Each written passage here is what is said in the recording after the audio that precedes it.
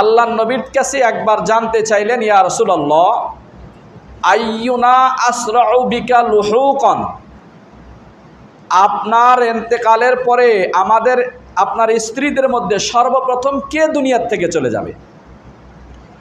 আল্লাহ নবীর স্ত্রীগণ জানতে চাইলেন, ইয়া রাসূলুল্লাহ আপনার ইন্তেকালের পরে আমরা স্ত্রীদের মধ্যে সর্বপ্রথম কে দুনিয়ার থেকে চলে যাবে?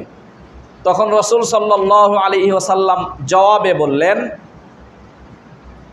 আতওয়ালুকুন্না ইয়াদান, যার হাত লম্বা হবে সে আমার ইন্তেকালের পরে আমার স্ত্রীদের মধ্যে সর্বপ্রথম ইন্তেকাল করবে।